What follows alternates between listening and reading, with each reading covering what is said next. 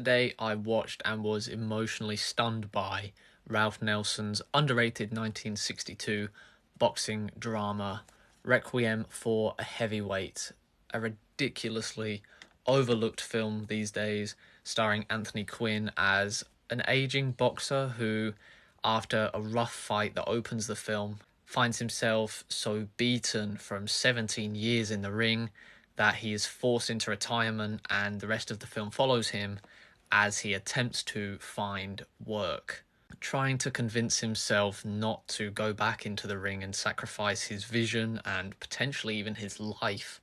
in order to make some quick money. Anthony Quinn's lost character has to dig deep as he goes around these unemployment offices and tries desperately to find a job, constantly sacrificing bits of his dignity in the process due to his lack of education and his lack of formal employment in the past. Quinn's performance is incredibly good,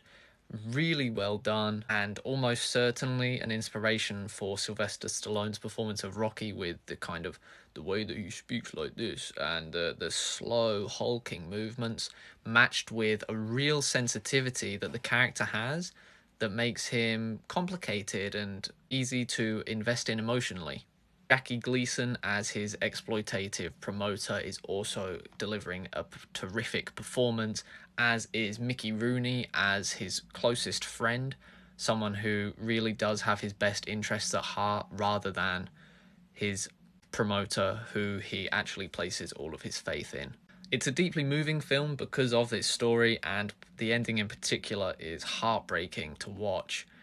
But the film really works because of how ahead of its time it is in terms of its formal attributes. For example, it opens with this terrific, unexpected point of view shot that goes through the boxing fight as fists kind of fly at the camera and come from behind them. It's really immersive to open the film, and it continues for a surprisingly long time, and the editing and the mise-en-scène throughout are deeply realistic, very much lived in a way that you only tend to see in more modern films. It's a shock to me that this film still remains so underrated and isn't frequently spoken about alongside a film like Rocky, which it was clearly an influence on. And this is clearly a film that is deserving of reconsideration and placement into the canon, not only of sports films, but of cinema in general. This is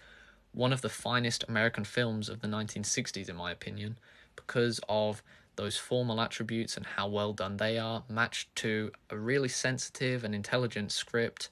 and fantastic performances from the entire cast.